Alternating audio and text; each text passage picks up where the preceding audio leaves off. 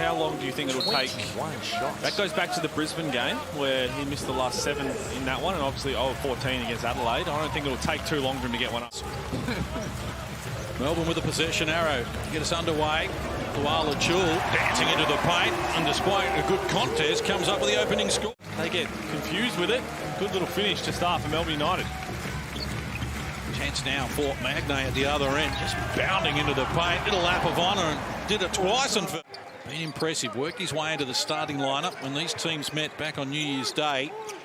Sam McDaniel was in the starting lineup, and so was Jared Bairstow. But Tassie on top early. This is a guy that was averaging 19. Good defence there from Agata, deflected the shot. It came to Magnay, couldn't finish it from close range, though he does. Jack McVeigh. Go to Barlow, who's off the mark. Comes to Agata. Wants to go solo. It was a good option. Your personnel is down for one reason or another. He's averaging just the 12 minutes. Yeah. Here's a chance for Majet. We got a good look at it, and he knocks down the first 3 of the game. Give the JackJumpers a 5-point buffer at the moment. Here's Dellavedova exploring, and chance at a 3-point play at the other end. The past 2 games, Majet and has been on. First home game in 7 weeks. December 19. It's their last appearance at home. Adams fires and he connects. He's actually only shooting the 3 just under 20%. So when he gets to the free throw line, it's when he can be really successful. Delhi answers back, a little floater off the glass, and comes up a bit ginger. Magnay meets Majet, harassed by Agata. Not a lot on offer. Josh Adams is available though, and he's always a good option from deep. Nerily Meadows will be all over that, and he won't escape her clutches. She'll have some information for us as soon as it's available. And on cue, Chris Golding breaks the drought. He's seen one go in after 6 quarters. There's JLA in the lanes. This will be a nice little 2. As easy as you like. And Jay-Z, you spoke about a little. Have you ever had a game where you didn't hit a field goal? No reason at all. I couldn't figure out what he was. There's Adams, who's living a merry dance at the moment. He's got 8 points in the game on 3 or 4 shoots. Middle stages of this opening quarter. Tassie by 3. After Melbourne scored the first 2 points of the game, Koala Chul helped himself to 3 more. He's got 7 of Melbourne's 17.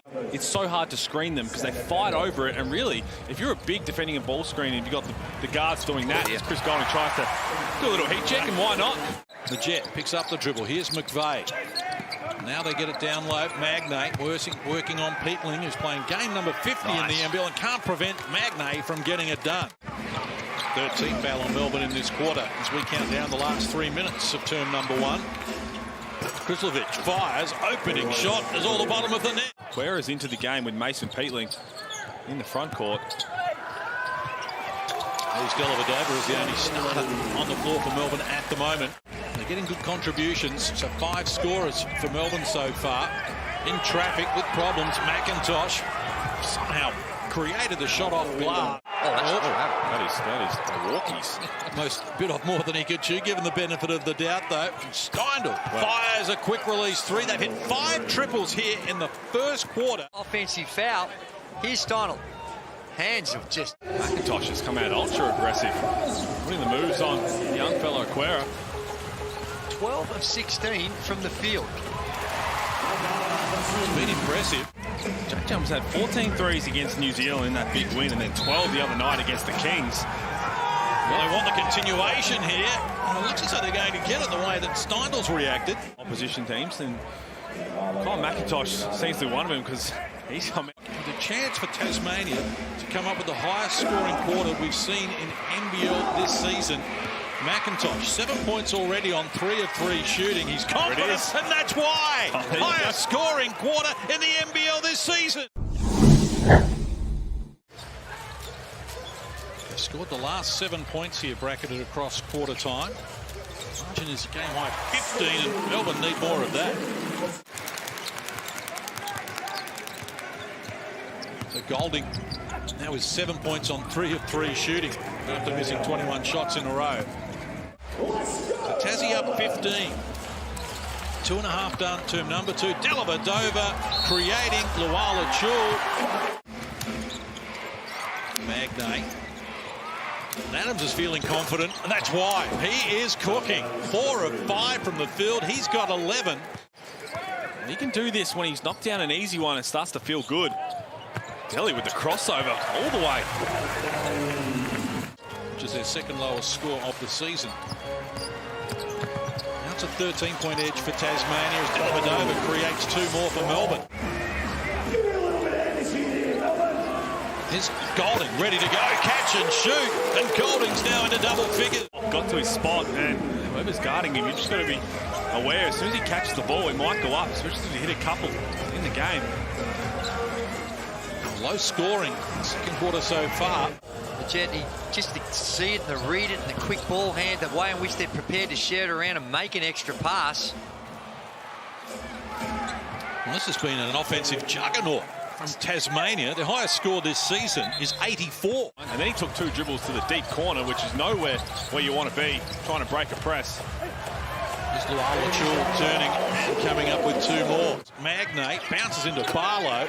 Forces up a tough shot, couldn't convert. Luala Shea Illy running. Saw an opening. Adams gets back there. He gets it done. Terrific finish from Shea Illy. They beat New Zealand by 24. They beat Adelaide by 5. Oh, boy. And here's Illy quickly up the floor and too easily getting the 2. Well, that just can't happen after a free throw. That doesn't happen very often, I can assure you. They didn't want me involved. Tough. Nice work, McIntosh. And Tasmania have been impressive. And there's Joe Luala-Chul, who started scoring in the game and starts impressively here in the second half as well. As Casey said, he's never going to be shy. It really did make him the main focus. As Matt Kenyon's trying to stay aggressive. He's up to 9 points now. Averaging 3 points a game, so blossoming in the role. Injected into the starting lineup. This is a Garda. Interestingly, we're seeing Shea Illy start the second half as well. And no Matthew Delavadova. The only other thing I could think of for Delhi then, I mean, it was minus 17 in his 11 minutes played. And Dean Bickerman, coaching staff, Chris Golding knocks one down. Do look at the plus-minus a lot, but again. 7 points to 2 to start the third quarter in the first 90 seconds for Melbourne. Tasmania being challenged. What do they have? Jack McVeigh's got that. I saw him gearing up for it. I thought he was going to maybe pull out the last second. Matthew Delavadova, just taking a closer look at the stat sheet, boys, and he is plus-minus.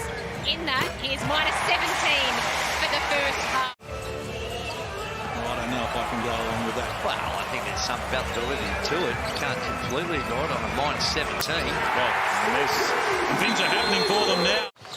As such, it's just a real tough time for the JackJumpers to get any sort of quality shots off. Oh, Garda did well there in a sticky situation and enjoyed it so much he kept running with it and comes up with a 2. They get a stop, that will help. Now they need to run. McIntosh. Well, they had McDaniel working hard to the hoop. McIntosh fires to 3 and comes up with a triple. Not forthcoming. Jet got it from McDaniel. McIntosh in support. He's back to McDaniel, who started the play and is going to finish it as well. It goes unwhistled. So shot clock, 8 seconds inside the game clock. As we head toward three-quarter time, Krislovich, he arcs up the 3.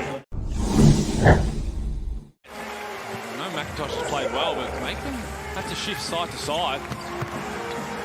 Here's Luala-Chul coming up with the finishing touches. Trying to get a little bit better execution in the half court and slow things down a little. There's Luala-Chul again, up to 22 points. Luala-Chul's been the danger man for them. Delavadova can't get it. Luala-Chul, surrounded by JackJumpers, snatches the O-board, puts Melbourne back in top. You know, you've given up a 35-point quarter, 36-point quarter, in fact, and then to be able to bounce back and Jet just coming off that little on ball and knocking down a 3. Being in a position, I'm sure if you asked him pre-game, would you take being up 4 with 5 minutes to go? Like that too. Defensive energy is going to lift on this end from Melbourne United. McDaniel against Peatling in a mismatch, fires over the top and comes up with a finish. So 7 in the game now for Sam McDaniel. Delavadova picks up the dribble. Here's Peatling, muscling his way in. Tough shot, nice finish. Great way to open your scoring account. Delavadova Single digits on the shot clock. Works to the elbow, fires and comes up with the 2. He's got 11 points in the game. His first score in the second half. Melbourne United on their return to John Cain Arena after 7 weeks on the road. Got some work to do at Golding. Luala Chul, the offensive rebound again, and the putback. Career night for Luala Chul in points and rebound. As we move inside the last 60 seconds, shot clock to 5. Adams gets it to McVeigh in the wide open 3. Huge 3 from McVeigh. McVeigh with 9 of his 17 here in the last quarter. This has been impressive, but they still had some work to do. Golding fires unsuccessfully. McDaniel gets after the rebound. Melbourne United hit the front. We all thought, oh, here we go. Another moral victory. Did well, the new kids on the block, but they've hung tough. So, I'm sorry, but in the books it goes as a road win, because on the mainland, I know what he's talking about, but how good. They've weathered every single storm. Kind of petered out. As you can see, this is full credit to Tasmania, but they still need to find the line. This is Shea Elliott bouncing down low and adding 2. 5-point ball game, 20 seconds to play. Melbourne will be keen to foul. They get away from the trap. McDaniel, easy 2. Finishing touches. Will Magna. Away from home.